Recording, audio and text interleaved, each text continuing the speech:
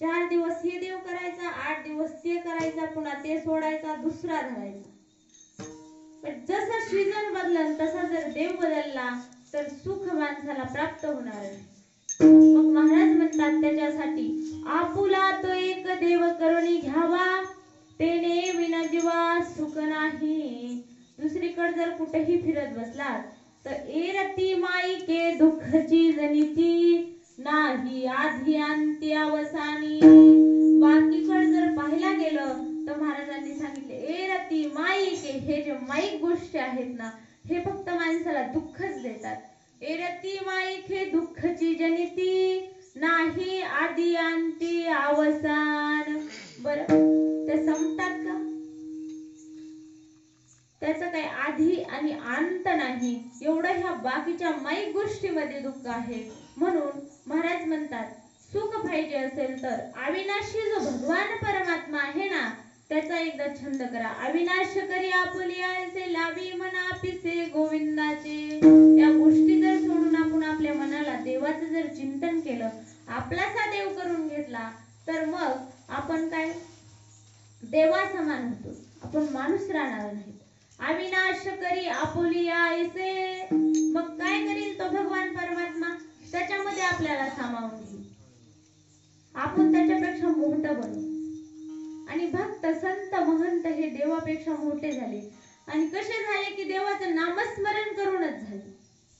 म्हणून महाराज म्हणतात की अविनाश करी आपुली आयसे, लावी मना पिसे गोविंदाचे. आणि एकदा का माणसाच्या मनाला गोविंदाचं पिसं लागलं मग देव आणि माणूस याच्यामध्ये काहीही बदल राहत नाही. मग अशी स्थिती प्राप्त झाल्याच्या नंतर महाराज सांगतात तुका म्हणे एक मरणाची सरे, उत्तमाची उरे कीर्ती. मग तो माणूस मरत नाही, जरी मेलेला असला तरी त्याची कीर्ती जोपर्यंत चंद्र सूर्य आहे तोपर्यंत असते. कशी बघा भगवान बाबा जाऊन किती दिवस झाले, पण आजही नाव घेतल्याच्या नंतर आपल्याला वाटतं की भगवान बाबा आपल्यामध्येच आहेत. संत एवढे 400 वर्ष झाले माऊलींना, तरी पण आता आपण नाव घेतलं की माऊली आपल्यातच आहेत. सध्या माऊली आळंदीला आहेत, तिथेच राहतात, तिथेच आहेत. माणसाला भास होतो, फक्त शरीर निघून जातं. मग जर आपण देवाचं नामस्मरण केलं तर काय होतं? बाकी कितीही कमवलं तरी नाव राहत नाही महाराज. पण देवाचं जर नामस्मरण केलं तर तुका म्हणे एक मरणाची सरे आणि उत्तमाची उरे कीर्ती मागे. त्या माणसाचीच कीर्ती मागे राहते. बाकी मग आपण कव्हा मेला झालं लई झालं, आपल्याला आठवण लोक करतील कवर आपलं गोड जेवण होईल. ते बी फक्त बाहेरच्या माणसं आपली आठवण मेलाय का तिथून स्मशान भूमीतून वापस फिरेपर्यंतच काढतात. पुन्हा कुणी नाव सुद्धा काढत नाही. नातेवाईक झाला आपल्या गोड जेवणापर्यंत आपलं नाव काढतात, पुन्हा सुद्धा नाव निघत नाही. पण ज्यांनी देवाचं नामस्मरण केलं ना या सगळ्यांची कीर्ती ही चंद्र सूर्य आहे तोपर्यंत राहते. म्हणून महाराज म्हणतात आपुला तो एक देव करुणी घ्यावा, तेने विना जीवा सुख नाही. एरती माई के दुःखची जनिती, नाही आदी अंती अवसान. विठ्ठल विठ्ठल.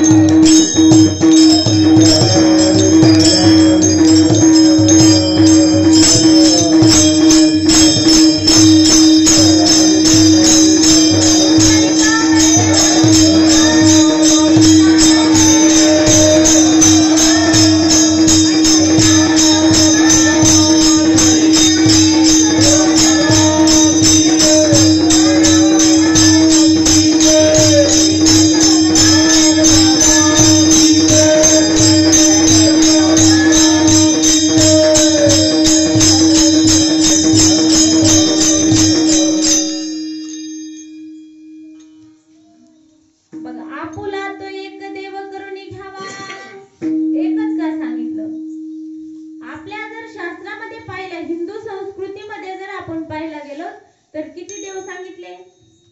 33 कोटी देव सांगितले. मग महाराज म्हणतात 33 कोटी देव आहेत आणि एकच देव का आपलासा करा?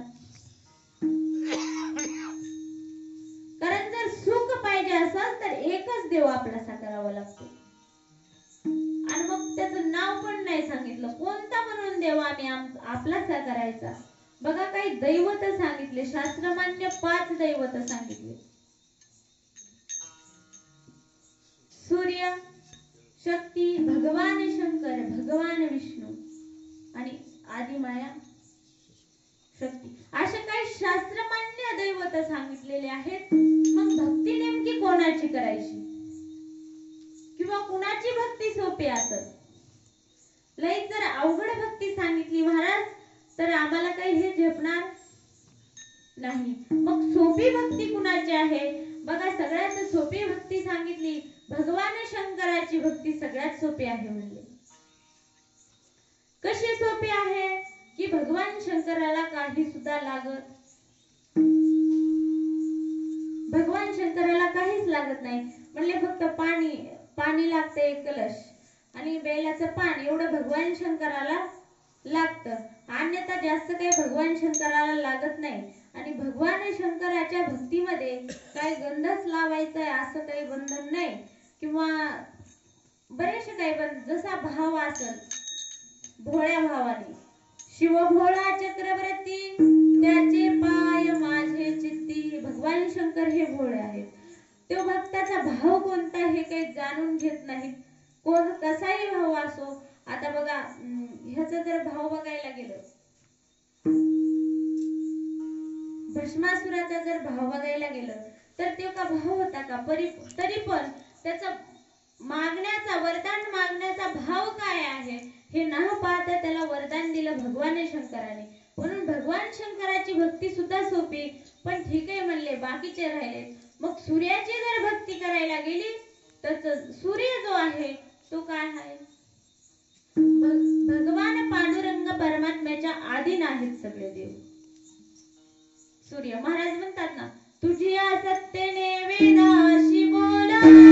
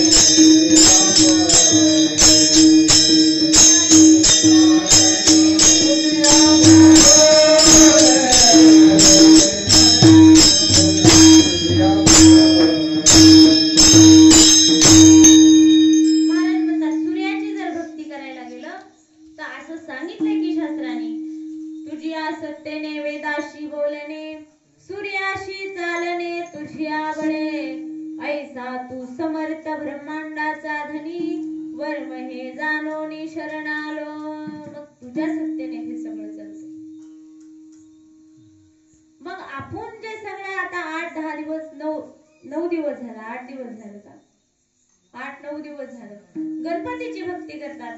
हे सुद्धा काय आहे? आरतीमध्येच बघा वर्णन केलंय. सुख करता दुःख हरता वार्ता विघ्नाची नुरवी. जे आपल्याला आपल्या दुःखाचं हरण करतो आणि सुख आपल्याला प्राप्त करतो, अशा गणपतीची जर भक्ती केली तर तुम्ही म्हणाल सांगितलंय मग आम्हाला सुख प्राप्त होईल. पण गणपती सुद्धा कुणाच्या आधिपत्याखाली चालतोय? बघा एकदा काय झालं होतं, कृष्ण परमात्मा हा खोड्या करू लागला आणि खोड्या करतच होता, खूप खोड्या करत होता. तुम्हाला भगवान श्रीकृष्णाचं सगळं चरित्र पाठ आहे. इतकं खोड्या करीत असताना मग यशोदा शेवटी कंठाळली त्याच्या खोड्याला. याच्यावर काहीतरी उपाय करावा असं तिला काही सुचना. मग काही शहाण्या ज्या बाया होत्या, म्हणजे ज्या अनुभवी 4-2 शहाणे माणसं असतात, तसे जे शहाण्या होत्या त्यांनी सांगितलं की बाई तुझा कृष्ण एवढा खोड्या करतोय ना, मग काय कर, गुणवंत होण्यासाठी संकट चतुर्थीचं व्रत कर. मग संकट चतुर्थीचं व्रत यशोदा मातेला करायला लावलं. आणि मग ते हे यशोदेने ऐकलं, कारण ह्याचं रोज रोज एक घराणं ऐकायचा तिला बी कंटाळा आला होता ना.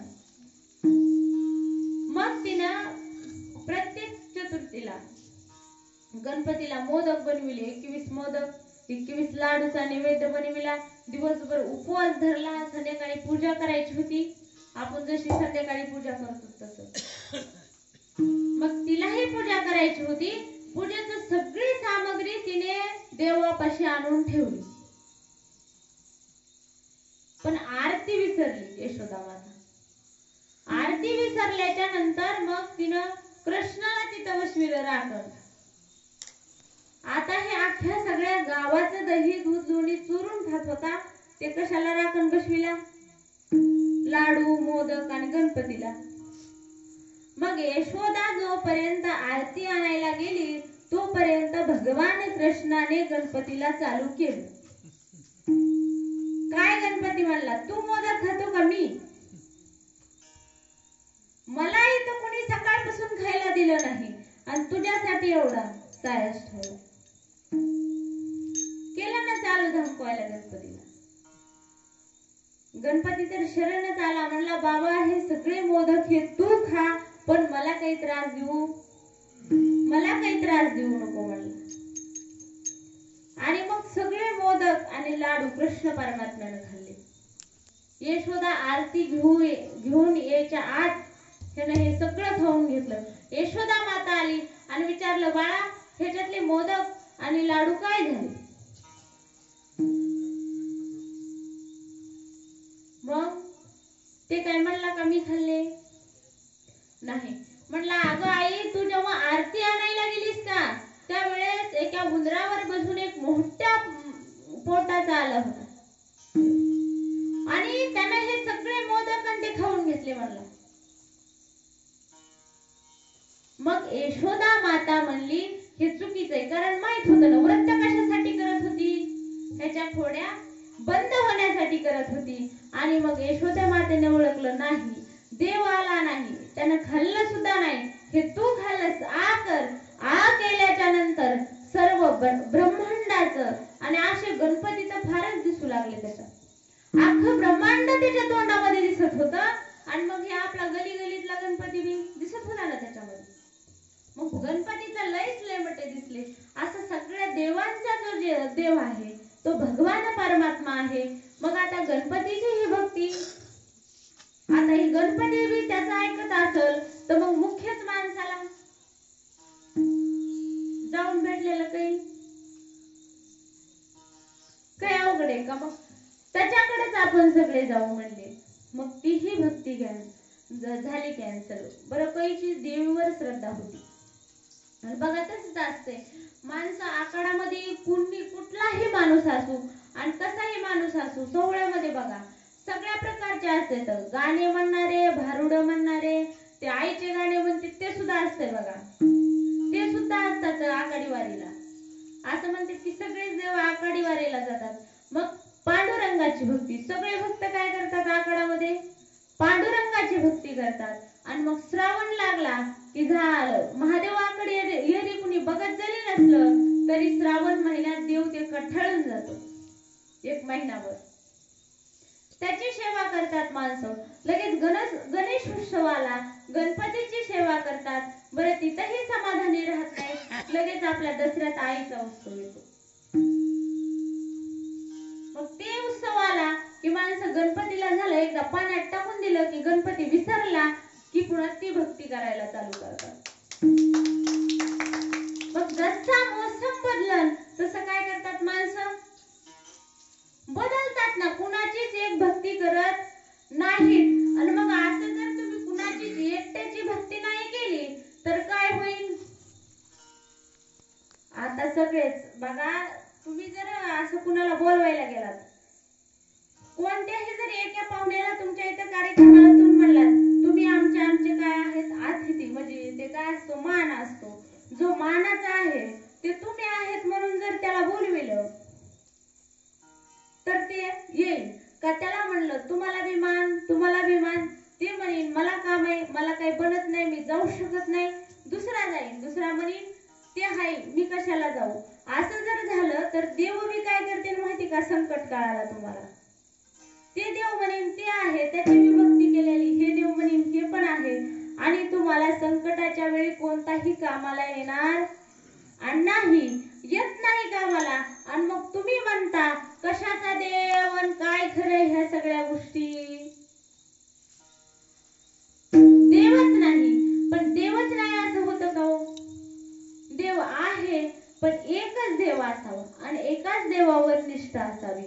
मग काय होतं, एकच जर असेल ना तर त्यालाही वाटतं की बाबा ह्याने ना एवढा सगळा त्रास काढून आपल्यासाठी अख्खा आयुष्य घातलेला आहे आणि आता हा माझा भक्त संकटात आहे, आपण काय करावं, ह्याचं संकट निवारण करावं. म्हणून महाराज आपल्याला उपदेश करतात की आपुला तो एक देव करुणी घ्यावा. विठ्ठल विठ्ठल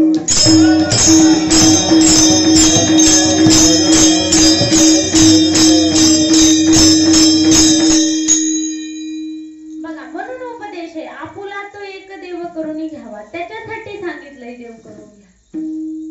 कारण एक देव असल्याच्या नंतर देव कामाला येतो. तुम्ही म्हणाल कसा कामाला येतो? बघा, मारुतीराय हे रामाचे भक्त होते. हनुमंतरायांनी जन्मभर फक्त रामाचीच भक्ती केली, अन्यथा दुसरी कोणाचीही भक्ती केली नाही. फक्त राम राम राम, अख्खा आयुष्य राम सेवेमध्ये, रामासाठी काहीही मारुतीरायांनी केलं. आणि श्रीकृष्णाचा जर भक्त बघायला गेलं, श्रीकृष्णाचा लाडका भक्त अर्जुन, अर्जुनाने कृष्णाची भक्ती केली. वनवास जरी भोगावा लागला तरी कृष्णाचीच भक्ती केली, सोडलं नाही. ते म्हणला का मी एवढ्या देवाच्या संगतीमध्ये असून मला सुद्धा वनवास भोगावा लागला, त्याचा विचार केला नाही. जरी वनवास वाट्याला आला असला तरी फक्त कृष्ण परमात्म्याचंच भजन करायचं. श्री कृष्ण गोविंद हरे मुरारी, हे नाथ नारायण गोविंद हरे मुरारी, हे नाथ नारायण गोविंद हरे मुरारी, हे नाथ नारायण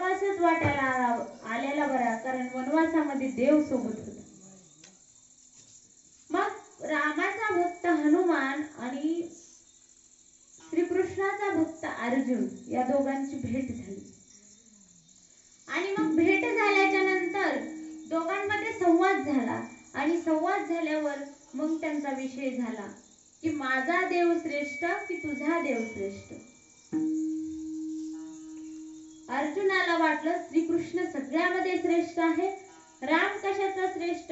रामाने सेतू एवढा सामर्थ्यवान जर राम असता तर सेतू बांधण्यासाठी एवढे मागड जमा करून दगड गोळा करीत बसला नसता.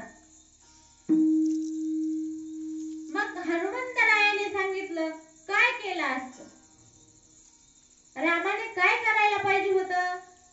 मग अर्जुनाने सांगितलं राम एवढा सामर्थ्यवान होता की एक बाण मारला तर त्याचे अनेक बाण निर्माण झाले असते आणि बाणांचा सेतू केला असता आणि त्याच्यावरून तुम्ही सगळे लंकेत लंकेत गेला, त्याच्यावरून तुम्ही सगळे लंकेत गेला असतात, मग काय गरज होती रामाला इतक्या दिवस सेतू बंधन करायची, माकडं जमा करायची, पुन्हा दगड जमा करत बसायची.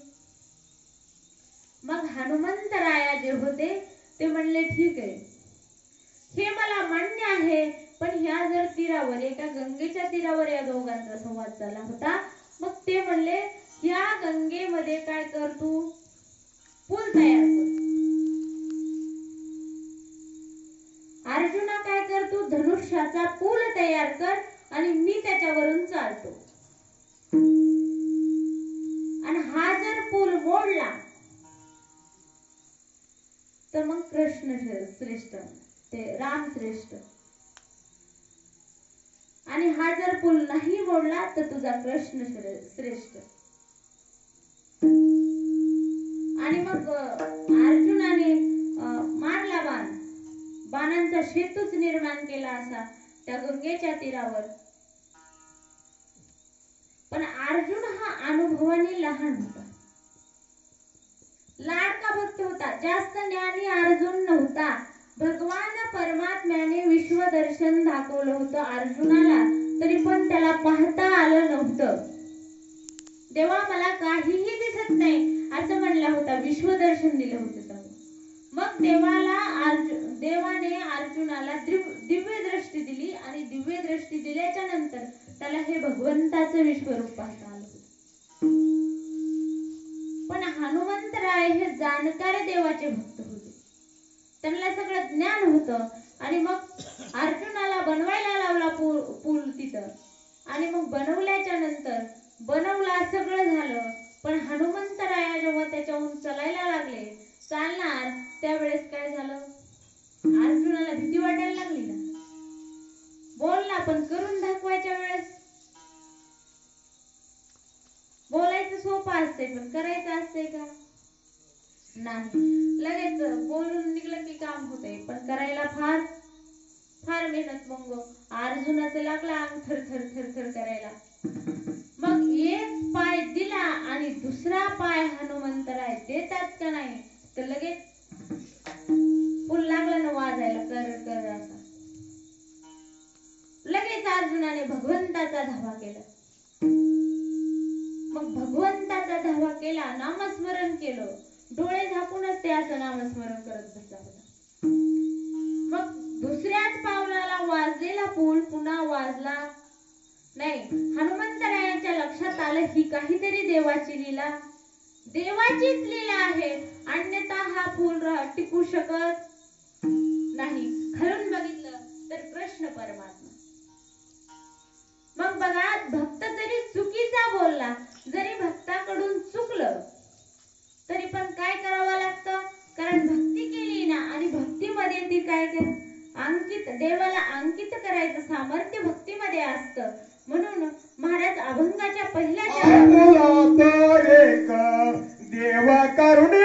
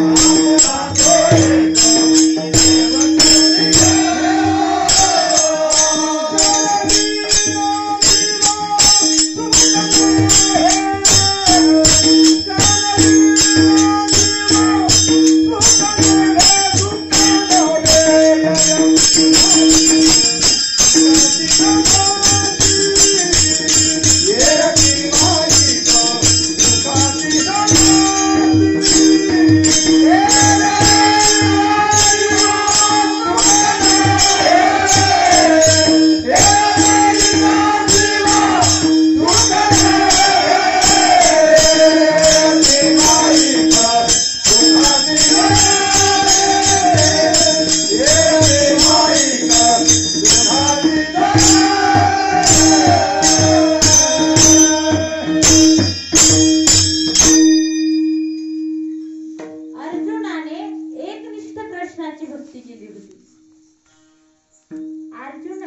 जेव्हा पांडव आणि कौरव यांच्यामध्ये युद्ध होणार होतं तेव्हा फक्त सगळं जे देवाचं सैन्य आहे का ते एका बाजूला होतं आणि कृष्ण परमात्मा एका बाजूला होत. तरी पण त्यांनी काय केलं, कृष्ण परमात्म्यालाच मागितलं, सैन्याला मागितलं नाही. एवढी एकनिष्ठता होती नाही ते एखादा म्हणला असता एकटा देव काय करणार आहे, एवढं सैन्य आपल्या कामाला येईल. पण असा विचार नाही, एकनिष्ठ भक्ती होती आणि एकनिष्ठ भक्ती केल्यामुळे त्याचं चिंतन ह्याचं आहे ना आठवण केल्याबरोबर अर्जुनाने आठवण केल्याबरोबर कृष्णाला तिथं यावं लागलं आणि असं काय करावं लागलं, टिरकन दिलं पुलाला. म्हणून ते पुन्हा काय पुन्हा पूल निष्ठला किंवा वाकला सुद्धा नाही. म्हणून महाराज म्हणतात तुम्ही पण काय करा, आपुला तो एक देव करून घ्यावा, तेने विना जीवा सुख नाही. मग तुम्हालाही सुख पाहिजे असेल का, सुख लागे करी शीतळ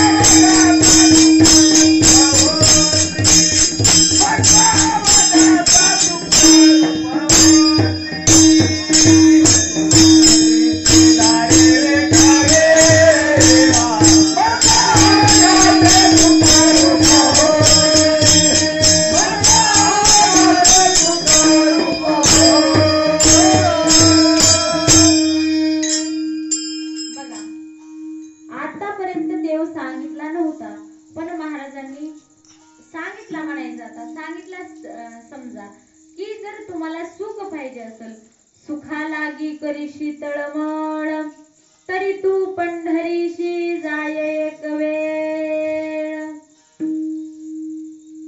कारण देवाचा तो देव, सगळ्या देवांचा दोन कोण आहे, बळीया माझा पंढरीराम.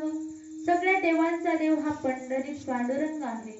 म्हणून सुखा लागी करीशी तळमळ, तरी तू पंढरीशी जाय एक वेळ. मग तू अवघाची सुख रूप होशी आणि जन्मोजन्मीचे दुःख विसरशी. एकाच जन्मातलं दुःख नाही तर चालू आहे ते पण दुःख नाही. कारण आता जे आपल्याला दुःख आहे ना ते आपल्या पूर्वकर्मातले. पूर्वकर्म शिल्लक असल्यामुळं आपल्याला सुख किंवा दुःख याची प्राप्ती होत असते. आणि मग आता जे आपल्याला दुःख, प्रत्येक जण महाराज म्हणतात जो देखे सो दुखिया बाबा, सुखिया कोई नहीं. सगळे दुःखीत, सुख कुणाकडेही नाही. मग जर सुख पाहिजे असेल तर पंढरपूरला काय करा, पंढरपूरला जा, नाही भगवंताचं नामचिंतन करा. तिथून नाही जरी जाणं झालं तरी आपल्याला तरी इथं जवळ आहे ना, लांब जायची काहीच गरज नाही. आपण जरी मनाने जरी भगवंताला आठवलं तरी भगवंत धावतो. त्याच्यामुळे मी तुम्हाला पहिल्यांदाच दृष्टांत सांगितलेलं आहे की मनानच अर्जुन काय देवाला बोलवाय गेला का हो, नाही, मनातूनच हाक मारली. मग तुम्ही आम्हीही मनातूनच भगवंताचं नामस्मरण केलं, मनातूनच आपण आठवलं पंढरी, पांडुरंग आठवला, तरी पण काय झालं, आपण त्याचं नामस्मरण हृदयात आणलं म्हणजे आपल्याला सुख प्राप्त करून देतो. बरं त्याच्याकडे सुख आहे का, सुख आहे का त्याच्याकडे, आहे. महाराजांनी सांगितले ना, पाहता श्रीमुख सुखावले सुख, डोळ्याची भूक नवजे माझ्या. भगवंताचं रूप पाहिल्याच्या बरोबर माणसाला सुख, एवढा सुखरूप आहे तो. सुखरूप आहे साधुजा कोणी सांगा, माझ्या पांडुरंगा सारिका तू. एवढं सुखरूप आहे की त्याच्याकडे पाहिल्याचे लगेच आपल्याला सुख प्राप्त होतं. पण तुम्ही म्हणाल फक्त सुखच प्राप्त करून आम्हाला जमणार नाही, कारण जीवन जगण्यासाठी बाकीच्याही गोष्टीची गरज आहे, अन्य सुद्धा गोष्टी आम्हाला पाहिजेत. मग हे सगळं पांडुरंग परमात्म्याकडे आहे का,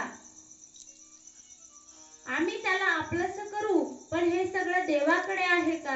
मग देवाकडे आहे का महाराज सांगतात. माऊली म्हणतात बघा, यश श्री औदार्य ज्ञान वैराग्य ऐश्वर्य हे सहाही गुण वसती जेत म्हणून तो भगवंतू. देवाकडे सगळे गुण आहे. यश पण आहे. श्री म्हणजे बघा लक्ष्मी, ज्या सगळ्या लक्ष्मीच्या मागे अख्खं जग पडते ती सुद्धा देवाकडे, ती सुद्धा आहे. यश श्री औदार्य आहे, ज्ञान आहे, वैराग्य सुद्धा आणि ऐश्वर्य संपन्न सुद्धा कसं आहे? पांडुरंग परमात्मा आहे. सगळं हे खरं, पण असूनही उपयोग नाही महाराज. असून सुद्धा उपयोग नाही. एखाद्याकडे कोट्यावधी रुपये आहेत पण तो सप्त्याला 10 रुपये पट्टी देत नाही, तर त्याच्या असण्याचा काही सुद्धा उपयोग, त्याच्या असण्याचा काहीही उपयोग नाही. मग असूनही उपयोग नाही. मग देणारा पाहिजे, द्यायची भावना पाहिजे. कुणी 10 रुपये कमवू पण त्याच्यामधले 5 रुपये देण्याची भावना पाहिजे. का कोट्यावधी असून जर 1 रुपया किंवा तो माणूस इतर कोणत्याही माणसाच्या जर कामालाच येत नसेल तर काय उपयोग आहे त्याच्या असण्याचा? तो जर जीवनामध्ये कोणाच्या तरी सुखादुःखामध्ये कामी आला, कुठेही कोणाच्या अडचणीमध्ये कामाला आला तर ठीक आहे त्याचं. पण नुसतंच त्याच्याकडे सगळं आहे पण कोणाच्याही उपयोगाला पडत नाही, तर मग त्याच्या जीवनाला काही सुद्धा अर्थ नाही. मग पांडुरंग परमात्म्याकडे सगळं आहे म्हणतात, आम्हाला मान्य, पण तो देईल का? दातृत्वाची भावना त्याच्याकडे आहे का? महाराज म्हणतात, विठेवरी जाची पाऊले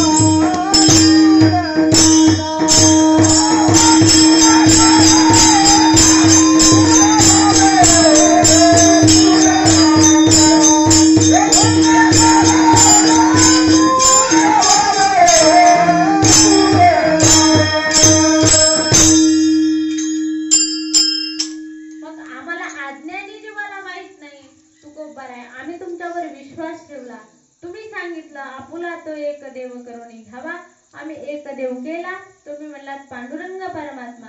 जरी उल्लेख नसला केला तरी लक्षणाने सांगितलं की सगळ्या देवांचा देव हा पांडुरंग परमात्मा आहे आणि त्याला आपलंसं करा. त्याच्याकडे सगळ्या काही गोष्टी आहेत ते पण मान्य झालं. मग तो देतो का? हो देतो. विठेवरी ज्याची पाऊले समान तुझी एकदान शुरदाता. विठेवर ज्याचे पाऊले समान आहेत तो फक्त एकच देव आहे, पांडुरंग परमात्मा. अख्ख्या जगामध्ये तुम्ही कुठेही फिरा, फक्त पांडुरंग परमात्म्याचं दर्शन पायावर डोकं ठेवून. अन्यथा कितीही मोठा देव असला तरी त्याचं लांबूनच दर्शन आहे, माणसाला त्याच्या जवळ जाता येत नाही. म्हणून विठेवरी ज्याची पाऊले समान तोची एक दान शुरदाता. तो दानशूर आहे आणि त्याच्याकडे सगळे आहे, म्हणून त्याची भक्ती करा. नाहीतर मग ज्याच्याकडे नाही त्याच्याकडे जाऊन काय फायदा आहे का? आपण जर सगळे लोक पाहायला गेलं तर प्रपंच आहेत, संसार आहेत, आणि महाराजांनी सांगितलं संसारामध्ये सुख नाही. कारण असं दुःखमूळ असा संसार सांगितलेला आहे. संसार दुःखमूळ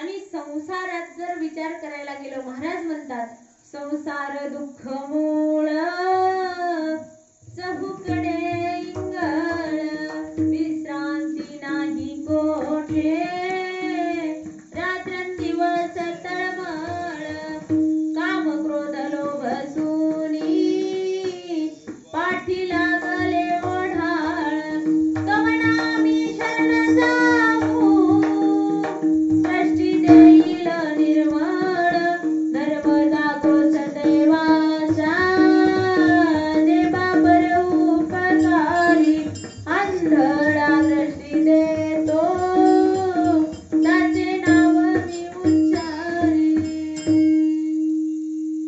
सुख नाही महाराज म्हणले. मग सुख देणारा हा पांडुरंग परमात्मा आहे, अन्यथा नाही. आणि मग आपलं इथं चुकतंय, आपण देवाचं नामस्मरणही करत नाहीत आणि आपलं सुख दुःख आपण देवाला कधी सांगत नाही. आपल्याला काही दुःख झालं समजा आणि बरंच म्हणजे माणसाला वाटतं ना आपण आपली समस्या कोणापाशी तरी मांडावी, मग कुणीतरी त्या समस्येचं काय करीन समाधान करीन, कुणाकडून तरी काहीतरी सल्ला भेटल. पण महाराज बघा, आपण जर सल्ला घेणाऱ्याकडे गेलो, तुम्ही आम्ही सगळे प्रपंचिक आहात आणि तोच जर माणूस आणि प्रत्येकाला दुःख आहे, पण ते तुमचं दुःख जर तुम्ही त्याच्या जवळ सांगितलं तर ते म्हणतो का बाबा याच्यावर हा पर्याय आहे, माझ्या जीवनामध्ये काही दुःख आलेलं नाही, मग असं तू कर जेणेकरून तुला समाधान होईल. आपण जर एकपट सांगितलं तर ते त्याचं दुप्पट सांगतो. आपल्या इकडं म्हणे बघा, उघड्या शेजारी नागवं गेलं आणि सगळ्या रात हिवानं मेलं. मग तसंच आहे बघा, तुम्ही फक्त त्याला सांगायचं जाऊ, मग ते आधीच दुःखी असतंय वरून तुमचं दुःख त्याचं निरसल होईल का? होणार नाही. मग त्याच्यासाठी कुणाकडे तरी सुखरूप जे सुखरूप आहे त्याच्याकडे जावं लागल. पण महाराजांनी सांगितलं या संसारामध्ये सुखरूप असं कुणी नाही, या विश्वामध्ये सुखी कुणी नाही. बघा, ज्याच्याकडे जास्त धन आहे का त्याला कुठे ठेवावं म्हणून पंचायत, ते कसं लपवावं? उघड काळा जर पैसा उघडा पडला तर पुन्हा पंचायतच आहे ना. मग ते कुठे ठेवावं आणि कसं ठेवावं ते बिचारा रात्र रात्र झोप नाही, फक्त त्याचीच चिंता करतोय. आणि एखाद्या जर गरीबाकडे गेलं ना, ते आजचं भागला उद्या माझी कसं भागल याची चिंता करतोय. मग आहे ते सुद्धा समाधानी नाही आणि नाही ते सुद्धा समाधानी नाही.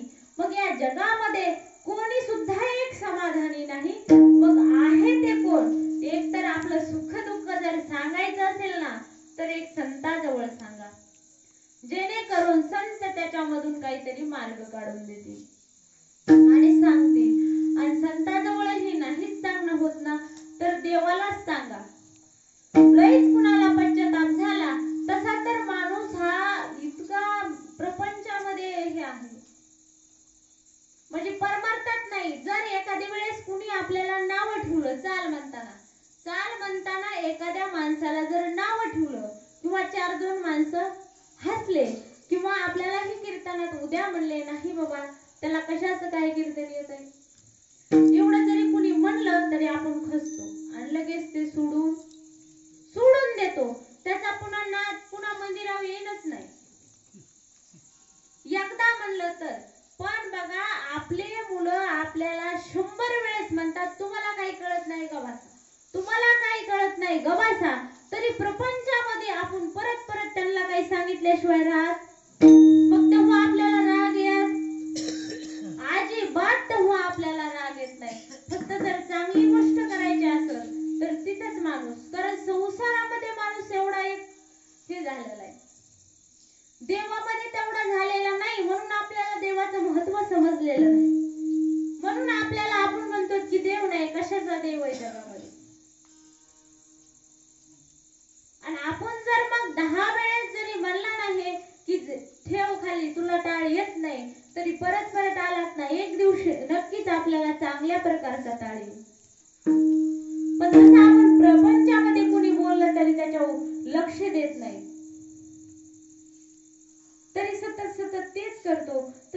आपण परमार्थामध्ये केलं तर महाराज म्हणतात काय होईल, सुख प्राप्त होईल. अन्यथा मग तुम्ही दुसरं कितीही ऐकत बसलात कुणाचं आणि सारख्या कितीही माईक ह्या गोष्टीचा विचार केला तरी काहीही उपयोग नाही. कारण महाराज सांगतात हे सगळं दुःखच देणारे आहेत.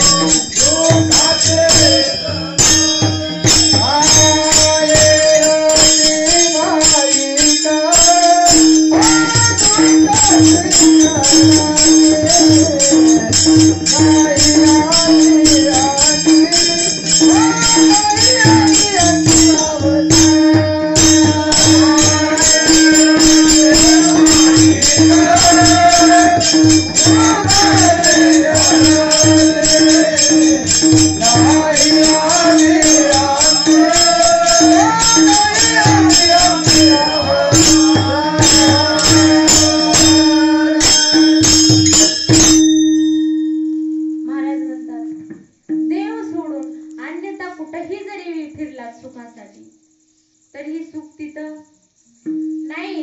कारण हे सगळे माईक पदार्थ आहेत, क्षणिक आहेत, नाशवंत आहेत, याचा काहीही भरवसा नाही. बघा, एखाद्या माणसावर जर विश्वास ठेवला तर तो माणूस कधी धोका देईल याची काहीही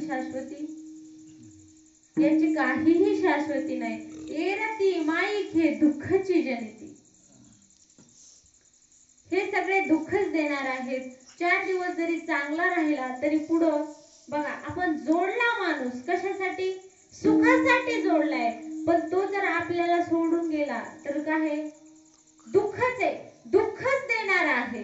एरती माईके दुःखाची जनिती, नाही आदि अंती अवसान. आणि त्या दुःखाचा सुरुवात नाही ना शेवट नाही. महाराज नाही आदि अंती अवसान, कधीही या दुःखाचा अंत होणार नाही. मग ह्याचा जर अंत करायचा असेल म्हणजे त्याचा आपण अंत करू शकत नाही, पण आपल्याला जर तेवढंच दुःखामधून सुटायचं असेल तर भगवंताची सेवा करावी लागेल. कारण त्यांचा अनुभव आहे म्हणून त्यांनी सांगितलं. आपण काही सेवा केली नाही आणि आपल्याला काही अनुभव सुद्धा आला नाही. आपण एक देव सुद्धा बिना नवसर्गा ठेवला नाही तरी पण आपला एखादा बी सिद्धीला गेला असला तरी लय झालं. एखादा जरी देव आपल्याला दर्शनाने येते सुद्धा आपलं सोडाच, आपल्या स्वप्नात सुद्धा देव येत नाही. पण जरी एखादा देव आपल्याला आपल्या काही गोष्टी त्यांनी मान्य केल्या तरी पण फारच झालं, आपल्याला काही माहित नाही. पण संतांना माहिती, त्यांनी अनुभव घेतला, त्यांनी या प्रपंचाचा विचार केला नाही म्हणूनच त्यांनी आपल्याला सांगितलं. जगद्गुरु तुकाराम महाराजांनी घरामध्ये भाकर खायला आहे का नाही याचा कधीही विचार केला नाही, फक्त भगवंताचाच विचार केला. त्याच्यामुळे त्यांच्या जीवनामध्ये सुख प्राप्त झालं. कारण बघितल्या माणूस विचारत होता की दुसऱ्या माणसाने जर तुकाराम महाराजांना नुसतं पाहिलं तरी त्यांच्या सुखानं काय होतं, असं माणसाकडे बघितलं की त्या माणसाला समाधान, चेहरा बघितल्यापुरतं तरी समाधान प्राप्त व्हायचं त्यांच्या चेहऱ्याकडे. एवढे आनंदी जगद्गुरु तुकाराम महाराज होते. घरात खायला भाकरी जरी नसली तरी देवाच्या नामस्मरणाने एवढे पवित्र आणि प्रसन्न होते की दुसऱ्यांनी विचारलं की महाराज, तुमच्या चेहऱ्यावर जे हे सुख आहे ना, तुमच्या चेहऱ्यावर जे हे समाधान आहे, त्याचं कारण काय आहे? तेव्हा महाराज एकच सांगतात, सदा नाम घोष करू हरी कथा, तेने सदा चित्ता समाधान. कशाने मी समाधानी आहे? फक्त भगवंताचं नामस्मरण. काय करतो? बोलतानाही देवाच्या कथाच सांगतो. जरी सांगायला गेलं तरी भगवंताच्याच कथा सांगतो आणि बोलायला जरी गेलं तरी नामस्मरणच करतो, भगवंताचंच नाव घेतो. याच्यामुळे माझ्याकडे हे समाधान आहे. मग आपणही तसेच देवाचं नामस्मरण केलं तरी दीर्घ काळापुरतं नाही, समाधान भेटलं माणसाला, पण तोपर्यंत तरी समाधान, तोपर्यंत तरी माणसं शांत होतात. मग कीर्तनात माणसांना झोपच काय येते, त्याचं कारणच ते. प्रपंचामध्ये एवढा ताणतणाव असतो की त्या ताणामध्ये माणसाला झोपच येत नाही. आणि मग माणसं इथं आली का भगवंताच्या दारामध्ये, मग इथलं वातावरण आपोआपच, जिथं देव आहे तिथं शांत वातावरण असतं. थोडीशी माणसाला समाधान वाटते, थोडस माणसाचं मन स्थिर होतं. मन फार चपळ आहे, स्थिर होत नाही माणसाचं लवकर. पण झालं एखाद्याचं, जाऊ द्या बाबा, आता सगळं डोक्यातलं निघून गेलं, असं रिकामं झालं की माणसाला मग झोप लागते. आणि देवाचं तुम्हाला बघा, रूप पाहता लोचनी सुंदर ते देहना, असं कानावर पडलं की मग बरं वाटतंय, जरा समाधान वाटतंय आणि मग तुम्हाला झोप लागते चांगल्या प्रकारे. म्हणून तर झोप येते, नाही तर किती काम करतात. तुम्हाला जर आता प्रपंचासाठी कुणी जर म्हणलं ना 1-2 वाजेपर्यंत जागायचंय तरी तुमची तयारी असते, मग कधीच झोप येत नाही तुम्हाला. तुम्ही जर अशा गप्पा मारीत बसल्या ना, गप्पा 12 कधी वाजले कळत नाही. पण कीर्तनात 5 मिनिटाला आता कुठवर आला असेल, विठोबा रुक्माई कधी होतंय असं वाटतंय. आणि मग तुम्ही इकडलं तिकडलं जर चालू केलं मग काही सुद्धा वाटत नाही. मग अचानकच म्हणतात आता 1 वाजलाय, झोपा. असं होतंय का नाही? मग भगवंताच्या नामामध्ये समाधान आहे, भगवंताच्या नावामध्ये सुख आहे. म्हणून महाराजांनी तुम्हा आम्हाला भगवंताचं नाम घ्यायला सांगितलं. मग बघा, अन्यथा दुसरीकडे जरी तुम्हाला दुसरी बाहेरची कर्मणूक असेल तर कीर्तनामध्ये, निदान मंदिरात आलात ना, तुम्ही कीर्तनात आलात ना, एवढं तरी देवाचं नामस्मरण करीत जा. बाकी नाही करणं झालं तर. आणि पुन्हा माझा निरोप आहे तुम्हाला, हे बघा, आजच्या दिवस झोपू नका आणि पुन्हा थोड्या वेळच झोपू नका. उद्याच्याला तुम्हाला कार्यक्रम बघायला, मनोरंजन. तुम्ही म्हणाल तुम्ही हे असलं सांगायला ना तर आम्हाला लागायली झोप. खरंय? बरं, नाही का लागत? नाही, तुम्ही चांगले, आपले माणसं सगळे चांगले, बाहेरचं सांगते. आणि ज्यांना काय मनोरंजन पाहिजे का, उद्या आपल्या गावात आहे मनोरंजन. हा, ते पण निरोप देते आपलं. बस आले ऐका, देवाच्या नावामध्ये समाधान आहे. तुम्ही म्हणाल कसं समाधान आहे, कसा देव संकटात आपल्याला सहकार्य करतो. भक्त प्रल्हाद हा हिरण्यकश्यपूचा मुलगा आहे. हिरण्यकश्यपू कोण होता? हिरण्यकश्यपू हा राक्षस होता. दैत्याच्या कुळामध्ये जन्म झालेला होता भक्त प्रल्हादाचा. आणि हे दैत्य होता आणि देवाच्या नावाचं आणि असं एवढं वाकडं होतं की बघायचंच काम नाही. पुन्हा अख्ख्या जेवढं त्याचं राज्य जे होतं हिरण्यकश्यपूचं जेवढा परिसरामध्ये राज्य होतं का, तिथं त्यानं ब्रह्मांड लोकांना कुणालाही देवाचं नाव घेऊ दिलं नव्हतं. यज्ञ हवन सगळं काही बंद होतं. जर कुणी नाव घेत असेल तर त्याला तो जीव मारत. त्याच्या कानावर कुंकून सुद्धा देवाचं नाव यायला असं नको होतं. आणि असा हिरण्यकश्यपू आणि त्याचाच मुलगा, त्याच्याच पोटाला भक्त प्रल्हाद जन्माला आला. जन्माला आल्याच्या बरोबर भक्त प्रल्हादाने काय केलं, भगवंताचं नाम ह्याला बोलायला यायला का नाही तर ह्यानं नारायणच म्हणायला चालू केलं. पण जोपर्यंत बारीक होता तोपर्यंत त्यानं सांगितलं की बाळा, तू हे जे म्हणतोस काय म्हणत जाऊ नको, कारण मला हे जमत नाही. छोटा होता तोपर्यंत बरंच शिकवण्याचा प्रयत्न केला, पण भक्त प्रल्हादाने काही हे सांगितलेलं ऐकलं नाही. त्यानं जोपर्यंत सांगितलंय तोपर्यंत पुन्हा तर जास्तच म्हणायचं नारायण. सांगितलं की पुन्हा तर अजून मोठ्यानंच नारायण म्हणायचा. बरं आता लेकरू आहे, पोटचं लेकरू असल्यावर बघा माणूस मारत का हो? किती गडी मारायची होत नाही. म्हणून त्याने कितीही वेळेस समजावून सांगितलं तरी भक्त प्रल्हादाने त्याचं ऐकलं. सतत भजन करायचं. मग त्याला त्या दैत्याच्या शाळामध्येच निघून टाकलं की भजनाचं सगळं याचं बंद व्हावा आणि ही आसुरी विद्या जी आहे ती छान शिकावी. मग लिहून टाकलं त्या शाळेमध्ये त्याला. मग तिथे तरी ह्याचं भजन बंद होईल, पण तसं न होता उलट झालं. ह्यानं त्याचं तर भजन बंदच केलं नाही, पण जे काही मुलं बाकीचे शिकण्यासाठी तिथं टाकलेले होते तर त्या पण मुलांना भगवंताच्या गोष्टी सांगितल्या, भगवंताच्या कथा सांगितल्या. आणि मग भगवंताच्या कथा सांगितल्याच्या नंतर काय झालं, त्यांना बरं वाटलं ना, समाधान वाटलं ना, देवाच्या नावामध्येच समाधान आहे.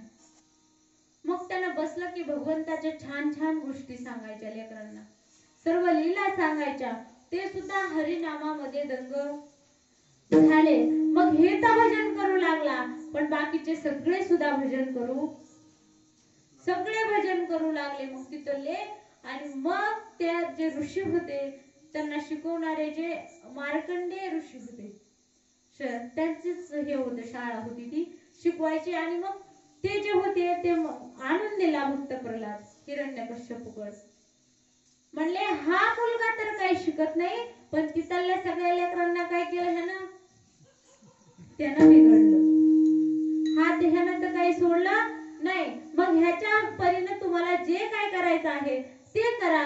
मग तरीही भक्त हिरण्यकश्यपूने भक्त प्रल्हादाला पुन्हाही विनंती केली की बाळा हे नको, नाव घेऊ नको. एका खोलीत बंद करून ठेवलं तरी भक्त प्रल्हाद मग तो मोठ्याने भजन करायचा. बघा, नारायण नारायण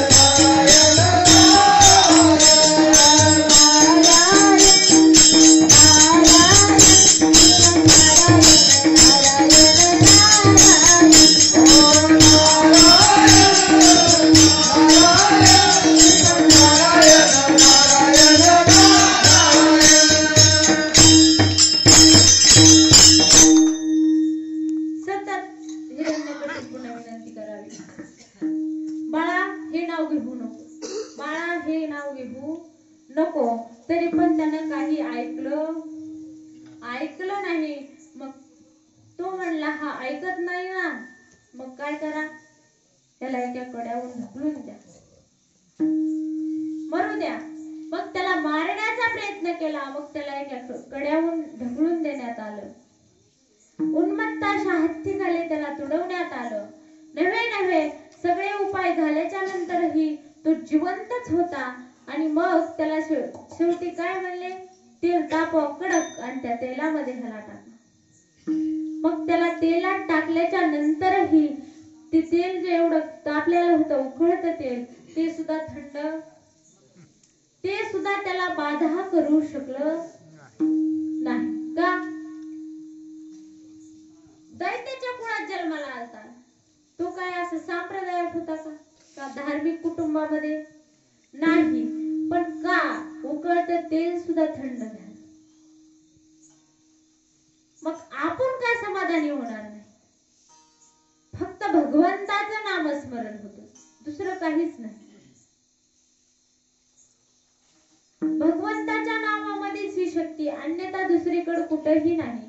म्हणून जरी बाकी कुठेही तुमच्या मागे पळपळ असली, लोढा असला, जरी तुम्ही प्रपंचिक असलात, तरी पण सगळे काही काम सोडून तुम्हाला बसता येत नाही. किंवा संतांनी तुम्हाला हे सुद्धा नाही सांगितलं की बाबा तुम्ही एकाच जागेवर 6 महिने बसून तप करा, वर्षभर बसून तप करा, अशा काहीही गोष्टी सांगितल्या नाहीत. उलट महाराजांनी सांगितलं, योग याग विधी येणे नव्हे उपाधी. या कोणत्याही गोष्टींनी सिद्धी नाही. फक्त भगवंतासाठी काय करा. जरी तुम्ही कामामध्ये काम काही म्हणाराम, जाईल भवश्रम सुख होईल दुःखाचे. जो माणूस त्रासून गेलाय ना, पण त्रासतात माणसं, तुम्ही म्हणतात कठाळा आला या गोष्टीचा, तुम्ही सुद्धा त्रासून म्हणता, पण परत अजून कसं करतात तेच माहित नाही.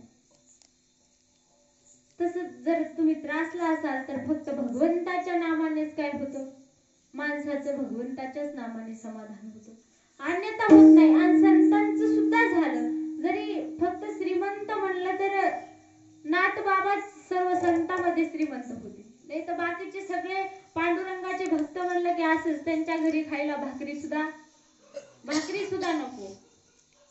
फक्त श्री संत शांती ब्रह्म एकनाथ महाराज त्यांच्या घरी रोज देवाला पोळीचा निवेद्य होता, रोज पुरणपोळी बनायची त्यांच्या घरी. श्रीमंत संत फक्त तेवढे होते, अन्यथा दुसरं कुणीही नव्हतं. पण संतांचा जे अनुभव होता की जरी प्रापंचिक दृष्ट्या सगळे हे नसले, श्रीमंत नसले, तरी भगवंताच्या नावावर आम्ही समाधानी झालो. आणि समाधानीच नाही झालो तर बघा, भगवंताचं नामस्मरण जगद्गुरु तुकाराम महाराजांनी केलं, मग त्यांनाही देवा एवढीच प्रसिद्धी मिळाली का नाही? देवाचं नाव माणसं कमी घेतात, पण संतांचं जास्त घेतात. कारण संतांमुळेच देवाला देव पण आहे.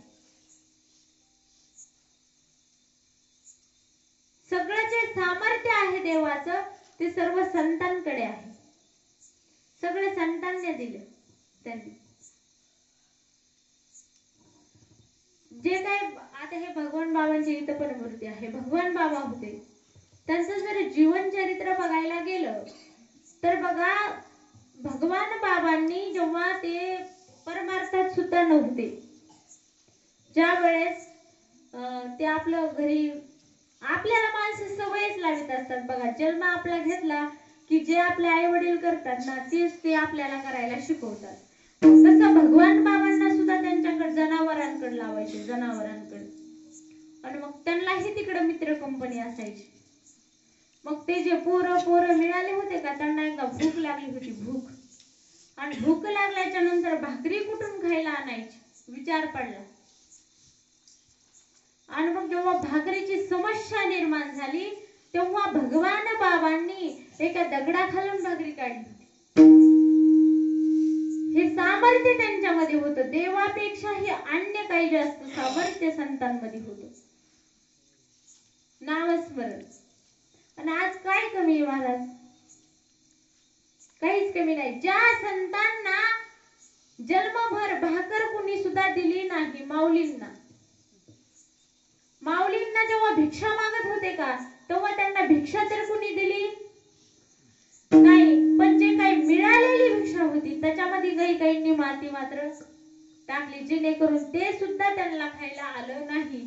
पण जे आज माऊलींचं नाव घेतात त्यांना भलं काही माऊलींचा ज्याला हरिपाठ सुद्धा पाठ नाही ना, ते माऊलींचं नाव घेऊ द्या. अख्ख्या जगभरात बघा तुम्ही, ते माणूस नुसतं भगवंताचा एक जरी अभंग म्हणला तरी आपल्यासारखे माणसं म्हणतात, या बाबा तुम्ही कुठून आलात, देवाची भक्ती करता का, बर तुम्हाला काय चहा प्यायचा का, दूध प्यायचं का, खायला तुम्ही काय खाता. जे नाही ते त्याला भेटतं.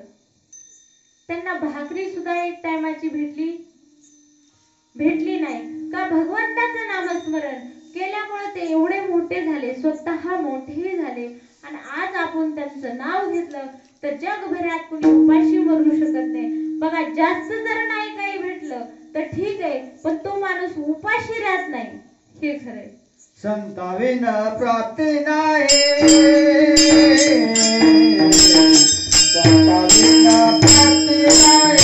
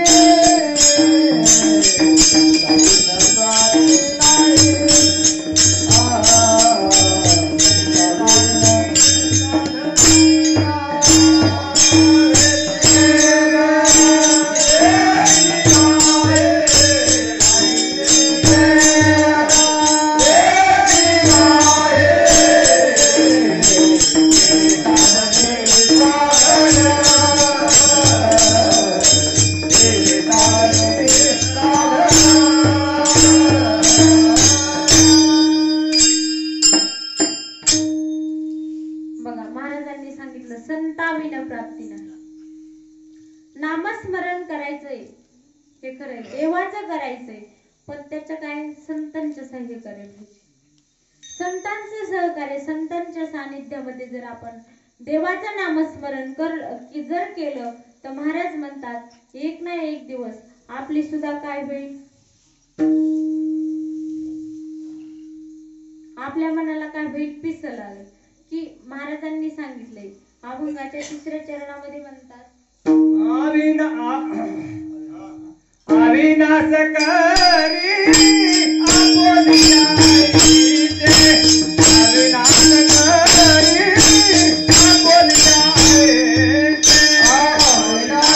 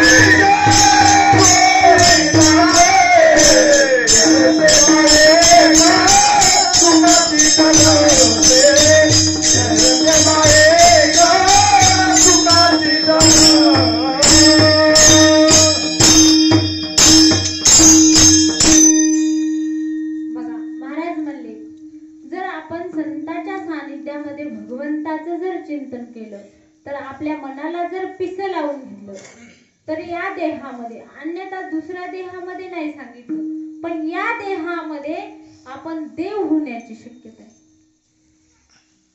कारण महाराजांनी सांगितलंय नरदेहाचे निसाधने सच्चिदानंद पदवी हे.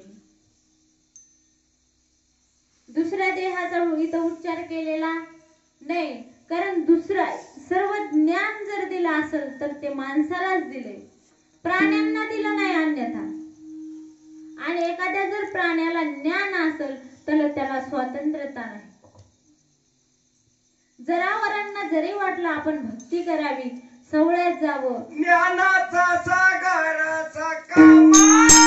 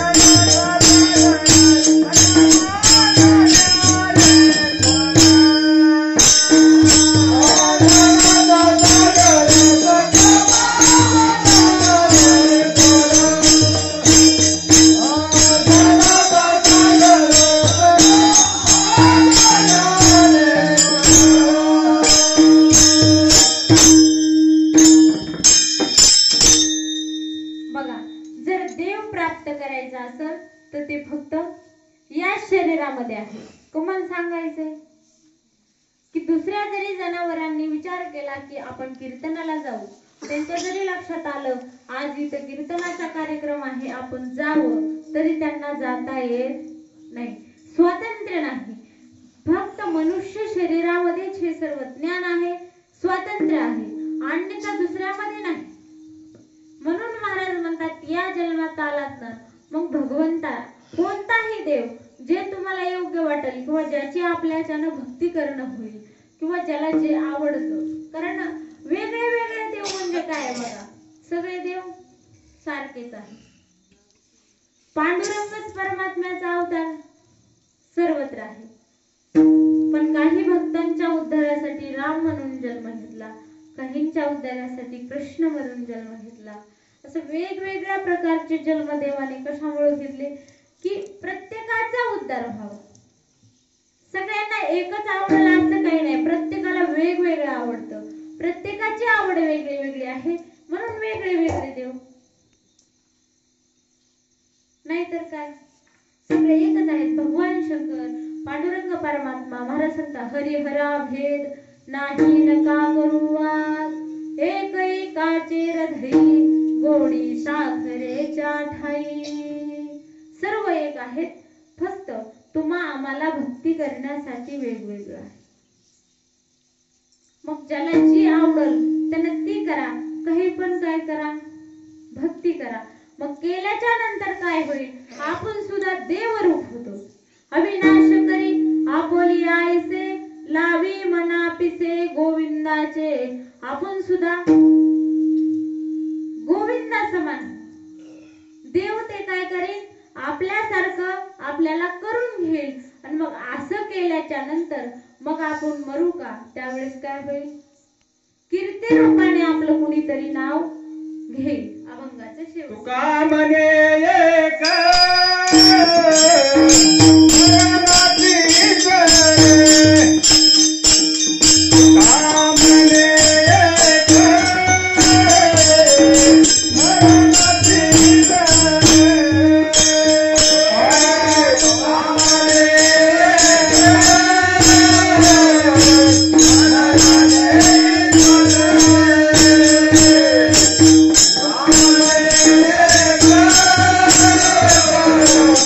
Thank you.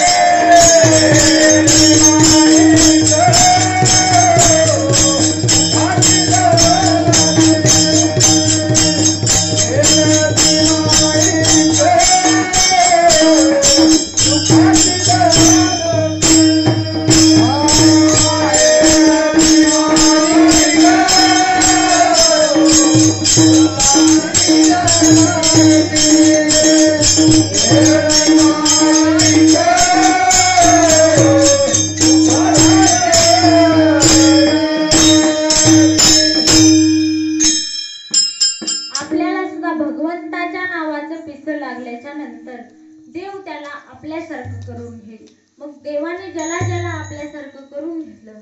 बघा, माऊलींनी देवाला आपल्यासारखं करून घेतलं. संत भगवान बाबांना देवाने आपल्यासारखं करून घेतलं. जे देवाकडे नाही ते संताकडे. ऐश्वर्य देवाकडे आहे का नाही? आणि भगवान बाबांचा उच्चार करताना कधी बी काय करतात? ऐश्वर्य संपन्न श्री संत भगवान बाबा. ऐश्वर्य आहे म्हणजे यांनी देवाचं नामस्मरण केलं. जन्मभर त्यांनी स्वतः देवाचं नामस्मरण केलं. आणि तुम्हा आम्हाला सगळ्यांना ज्यांना माहित नाही देव त्यांना सुद्धा येऊन त्याचा काय केला? प्रचार केला.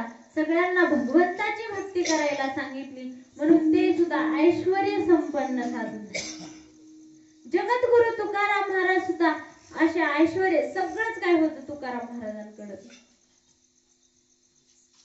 त्यांचा तर काही विचार देवाच्याही जास्तीचं सामर्थ्य हे जगद्गुरु तुकाराम महाराजांकडे होतं. मग काय केलं? ते म्हणले आम्ही काहीच वेगळं केलं नाही, फक्त भगवंताचं नामस्मरण केलं. अन्यथा बघा, गाथा आखा जरी वाचला तिथं काही तुकाराम महाराजांनी कुठंच लिहिलं नाही की मी वर्ष 6 महिने कुठंतरी एखाद्या गुहेमध्ये बसून तप केलं किंवा अन्यथा काही नाही. फक्त एकच करायचं, हातात टाळ ही सगळ्यात विना घालायचा आणि हे डोंगरावर जाऊन भामचंद्र भंडारा त्याच्यावर जाऊन वरी काय करायचं? भजन करायचं. कारण माणसं भजन इथं माणसात करू देत नव्हते ना महाराज. भजन जर म्हणायला लागले जगद्गुरु तुकाराम महाराज तर सगळं गाव म्हणायचं वेडात होते. लेकरा उपाशी बायकोला अन्न नाही का घालायला अंगावर वस्त्र सुद्धा नाही. फक्त एकच लुगडं होतं तुकाराम महाराजांच्या बायकोला. आणि फक्त निस्ता भजन म्हणतो वेड आहे असं लोक भजन करू देत नव्हते माणसात. जे संत हे असं देव लांब गेलेत का डोंगरावर कुठेही देव काय संत काय ते फक्त माणसांच्या लांब गेलेत. कारण माणसं हे माणसाला करू देत नाही. बघा, एखाद्याला जरी अज्ञानपणामध्ये अगोदर नाही कळालं, त्यानं जरी खाऊ नाही ते खाल्लं, पिऊ नाही ते पेलं, पण त्याला जर एखाद्या संताची संगती घडली आणि त्यांनी जर सांगितलं की माळ घाला, त्याची सुद्धा इच्छा होते. त्याची सुद्धा इच्छा होते. कुठेतरी त्याच्या पुण्याईचा हे होतं म्हणायचं. आणि मग नंतर त्यांनी माळ घालायची इच्छा झाली आणि त्याने जर घातली तर बाकीचे लोक बघा 5-6 महिने नाही वर्षखंड त्याला वागू सुद्धा देत नाही. आतापर्यंत जमलं, आताच कस काय नाही हाय का नाही? किंवा करून भागले देवपूजाला असे लोक काही म्हणतात. मग जगद्गुरु तुकाराम महाराजांनाही तसंच म्हणत होते. म्हणून तर माणसाच्या लांब जावं लागलं. अन्यथा दुसरं काय? जे हे गाथा निर्माण करून ठेवलाय हे लोकांसाठीच ठेवला. पण तेव्हा जर सांगायला गेलं तर ते त्यांचं ऐकत नव्हते. म्हणून गाथा निर्माण करावा लागला आणि त्याच्यातून आपल्याला मार्गदर्शन द्यावं लागलं की काही नाही बाबा, काय करा, विठ्ठलाचं भजन करा, नाही तर अन्यथा काही नाही. मेला तर बघा, आपण आपलं जर कुणी आजोबा पंजोबापर्यंत ठीक आहे, पण तिथून मागच्यांचं नाव कुणाला तरी लक्षात आहे का हो? कुणाला आठवतंय का नाव तरी? का त्यांनी काही मेहनत केली नाही का? आज आपण जी जमीन खातोय ती त्यांची नव्हती का? आपला जेवढा हक्क आज त्या जमिनीवर आहे, काही दिवसापूर्वी त्यांचा सुद्धा तेवढाच हक्क तिच्यावर होता. आपण जेवढा आज मेहनत करतोय माझं म्हणून, तेवढंच त्यांनीही काही दिवसापूर्वी तिथं मेहनत माझं म्हणूनच केली. मग ते तुम्हाला आज त्यांचं नाव सुद्धा का आठवत नाही? सर्व वंशीच आपल्याला पाठ असायला पाहिजे होता. निदान आपण त्यांचे नाव तरी लक्षात ठेवायला पाहिजे होते. पण का आपल्या लक्षात राहत नाही? कारण हे एरगे, हे माईक गोष्टी आहेत, ह्या आपल्या लक्षात राहत नाहीत. पण जगद्गुरु तुकाराम महाराज त्यांच्या वंशजांनी त्यांचं लक्षात ठेवलं असतं. आपली नाव घ्यायची काय गरज आहे? माऊलींचं नाव आपण का घेतो? संतांचं नाव आपण का घेतो? त्यांच्या घरच्या माणसांनी किंवा त्यांच्या वंशजांनी त्यांचं लक्षात ठेवलं असतं. पण आपली घेण्याची काय गरज आहे? काहीच गरज नाही. तरी आज आपल्या वंशातले जे पहिले माणसं, जुने माणसं आहेत, पूर्वज, त्याचं नाही आपल्याला नाव लक्षात येत नाही, पण माऊली महाराज म्हणल्याबरोबर त्यांचं चरित्र लक्षात येतं, नाव लक्षात येतं, त्यांनी काय केलं हे लक्षात येतं. तुकाराम महाराज म्हणल्याबरोबर त्यांचं, भगवान बाबा म्हणल्याबरोबर सगळं काही त्यांचं नजरेसमोर उभा राहतं. फक्त याचं एकच कारण आहे, लावी मना पिसे. फक्त त्यांनी आपल्या मनाला गोविंदाचं पिसं लावून घेतलं, भगवंताचं नाव हे करून घेतलं. म्हणून महाराज म्हणतात, जरी ते असे शरीराने गेले असले, तुका म्हणे एक मरणाची सरे, शरीराने गेले असले तरी कीर्ती रूपाने ते गेलेले नाहीत. उत्तमची उरे कीर्ती मागे, एरती माईके दुःखची जनती, नाही आधी अंत्यावसान. म्हणून तुम्हालाही सुख पाहिजे असेल तर काहीच करू नका, आणि जगाचं सुद्धा काही ऐकू नका. कुणी म्हणला का कमळच माळ घातली, काय झाली, आता कशालाच घालायची, ऐकायचं. गेला असेल ते अज्ञानपणात तर गेला आपला तेवढं वायाला आयुष्य, पण इथून पुढे तरी आपलं आयुष्य वायाला जाऊ नये याची काळजी घ्या. आणि सगळ्यांनी एकदा भगवंताचं भजन करा.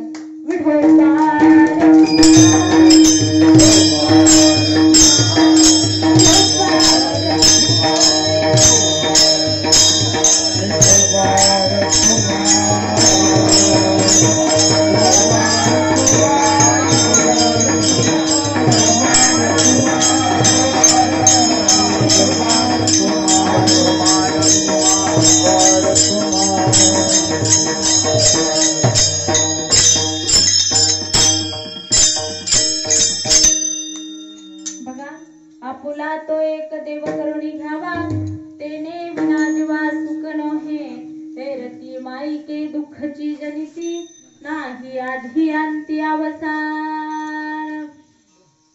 बघा, अभंग हा जगद्गुरु तुकाराम महाराजांचा आहे. या अभंगाचा अर्थ असाच आहे असं काही माझं म्हणणं नाही, पण जसं माझ्या बुद्धीला झेपलं त्याप्रमाणे मी तुम्हाला सांगण्याचा प्रयत्न केला. मग त्याच्यातलं जे तुम्हाला योग्य वाटलं असेल